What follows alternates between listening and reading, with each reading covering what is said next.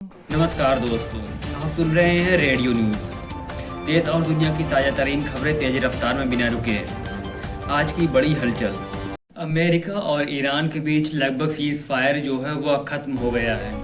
फिर से इजराइल ने लेबनान पर बमबारी शुरू कर दी है और इसका असर दुनिया के दूसरे देशों पर भी पड़ रहा है।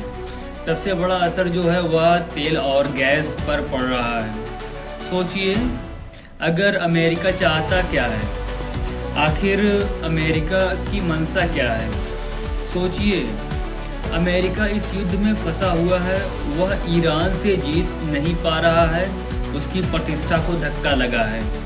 खाड़ी देशों से उसके सारे सैनिक अड्डे खत्म हो गए हैं। तेल का जो डॉलर वाला कारोबार है वह खत्म हो गया है।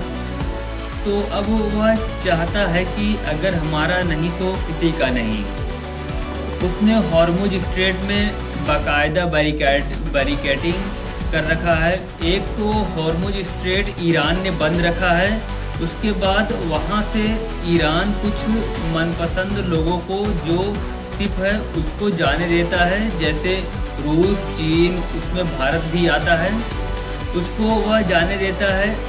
लेकिन सोचिए, अब उसके आगे से बैरिकेडिंग जो है वह अमेरिका ने कर रखा है। वह कह रहा है कि नहीं, अगर मेरा शिप नहीं जाएगा तो किसी का भी शिप नहीं जाएगा। अभी आपको खबर बताई जा रही है कि 2 भारतीय शिप पर ईरान ने गोलाबारी की है। वह सच है, फैक्ट है, लेकिन इसकी वजह यह मेजर गौरव आर्य है।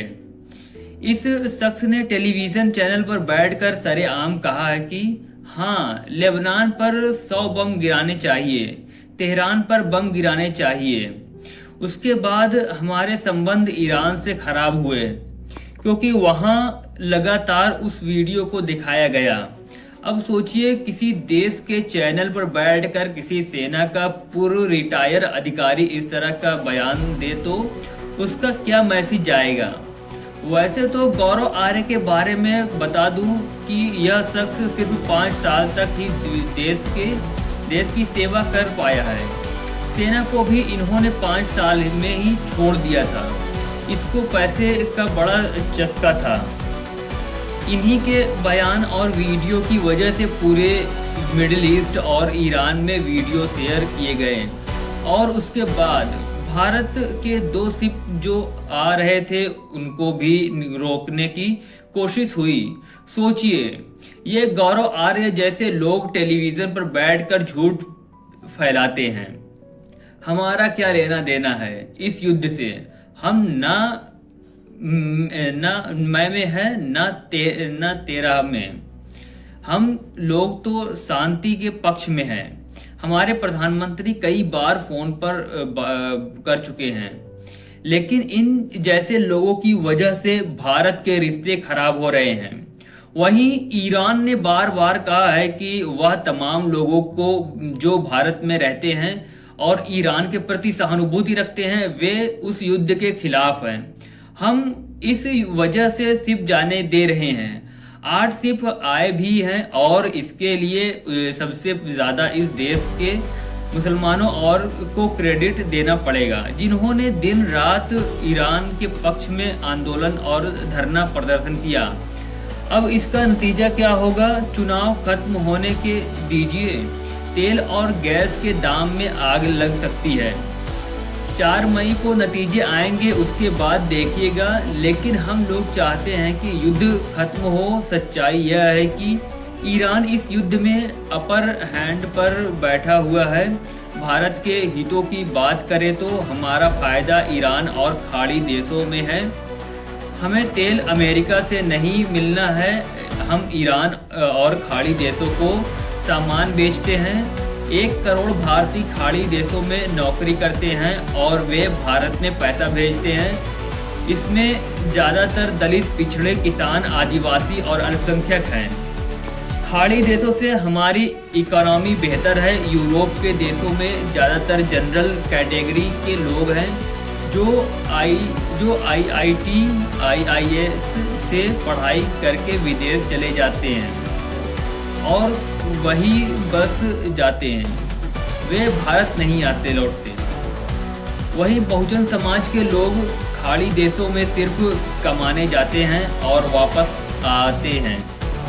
ईरान इस युद्ध में अभी भी बढ़त बनाए हुए है, वह अमेरिका को बख्शने के मूड में नहीं है। अमेरिका सिर्फ अपनी प्रतिष्ठा बचाने के लिए ड्रामा कर रहा है। दरअसल डोनाल्ड ट्रंप और बेंजामिन नेतन्याहू अपनी सत्ता बचाने के लिए पूरी दुनिया को अंधेरे में ढकेल रहे हैं। ट्रंप की गर्दन एप्स्टीन फाइल में फंसी है और नेतन्याहू भ्रष्टाचार के मामलों में फंसे हैं। जैसे ही युद्ध खत्म होगा उन्हें जेल जाना पड़ेगा। ईरान इस युद्ध में विजेता है क्योंकि उसकी तकनीक और मिसाइलें अमेरिका पर भारी पड़ी हैं। उसने 45 साल तक विज्ञान और तकनीक पर जोर दिया है। उसका रोज का प्रोडक्शन 4000 ड्रोन्स का है। पूरी दुनिया मान रही है कि ईरान की ताकत के आगे अमेरिका फेल है। ईरान समझौता चाहता है लेकिन वह अपने अधिकार चाहता है। सारे प्रतिबंध हटाए जाएं और 270 बिलियन की भरपाई हो। ईरान एक मजबूत ताकत है, सुपर पावर है। उसने अमेरिका से युद्ध करके यह साबित कर दिया है। पूरा यूरोप, रूस, चीन, इराक और लेबनान ईरान के साथ है। अमेरिका यह युद्ध नहीं जीत सकता। आप लोग अपनी प्रतिक्रिया जरूर दीजिए। शुक्रिया। अगर आप इसे बचाना चाहते हैं तो सब्सक्राइब बटन और बेल आइकन दबाएं, खबरों को शेयर करें और कमेंट में अपनी राय जरूर दें। धन्यवाद।